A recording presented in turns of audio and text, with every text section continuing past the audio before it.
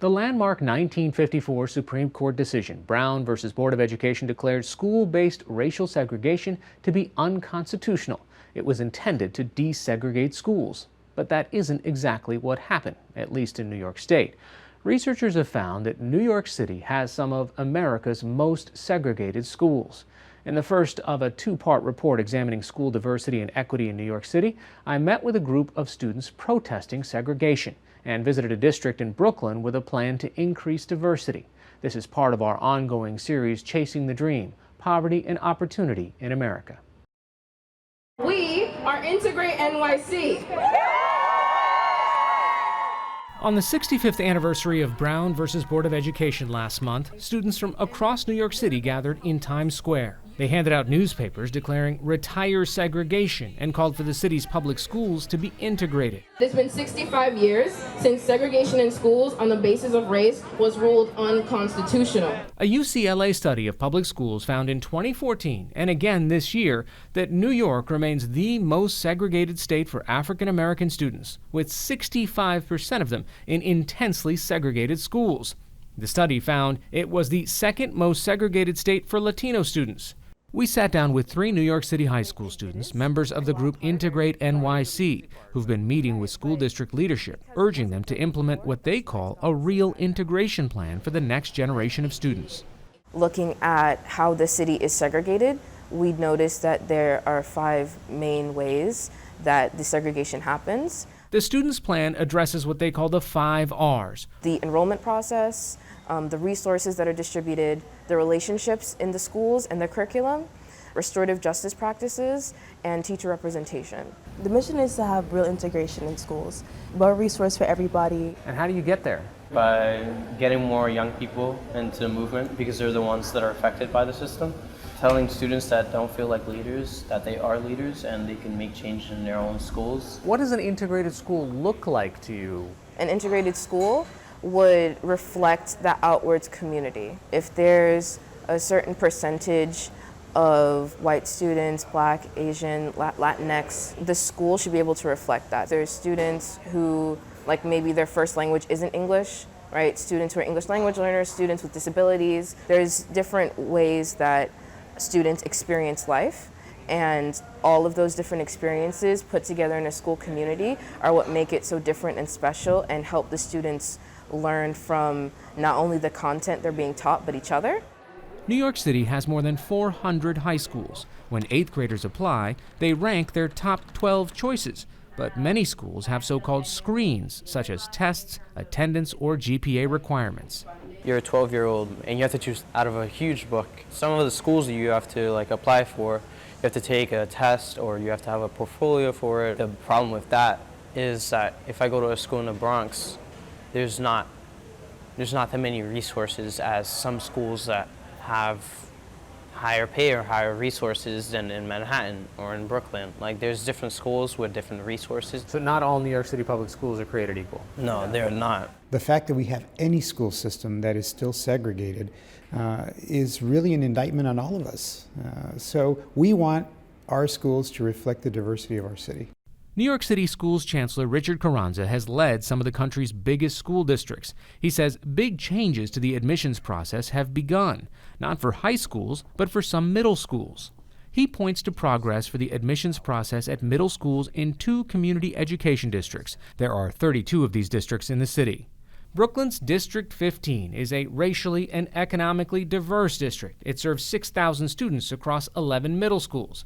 A working group of community leaders, parents, and educators looked at the district's data and found that the middle school's use of screens, such as test scores, tardies, and absences, disproportionately remove Black and Latino students from the applicant pool. The group developed a diversity plan for the district over 3 public workshops and proposed a plan which the chancellor approved. District 15 removed all the screens of their middle schools this year. So students this year got to go to and choose to go to middle schools that in the past they might have been screened out. In Brooklyn, the District 15 diversity plan means that while 5th grade students still rank their middle school choices, previous screens such as test scores, GPA, and attendance are no longer used. Now, seats are assigned based on a lottery. To reflect the district population, half of the seats at a school are prioritized for students eligible for free and reduced lunch, English language learners, and those living in temporary housing.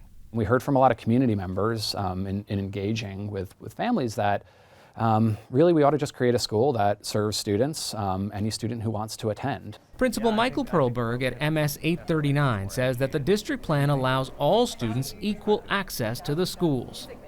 MS 839 was founded 4 years ago. It was the only middle school in the district that used a lottery to admit students. And as part of a diversity pilot program, it began to set aside 40% of seats for low-income students. It's a random lottery for every single school. So there aren't any hoops for parents to jump through or auditions to make. What are some of the challenges of rolling out a plan like this across an entire district? I think buy-in. I know that a lot of families don't want their kid to be the first one for something to be tried out on. Do you think that it will scale? We've had a really positive experience with it. We've had to be really proactive and do a lot of work with teachers and students and families around what does it mean to work in an integrated school. So from looking at our curriculum and making sure it's not just a Eurocentric curriculum, but that we are addressing the rich histories of all of our families, from working with teachers and students about talking about race and having difficult conversations. So I know that school leaders across the district have already been having those conversations about how to support their staff. Nick? So when we're doing the station... At MS 839, students are taught using a so-called expeditionary learning model. That means they have many outdoor and hands-on projects, but also have electives in the arts and music. In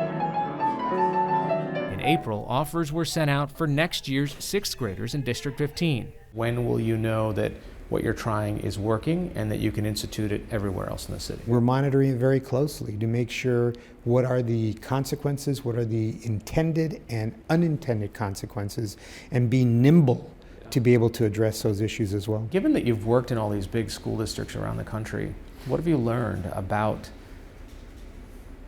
integration, equity, these kind of big ideas and how they translate down and how they could work in New York? It's never an easy conversation. It always means looking in the mirror, and in the mirror, I say, is what's reflected back truly what we believe in? And if there's not an alignment with what we say we believe in and what the data is telling us the actual outcomes are, then why is that?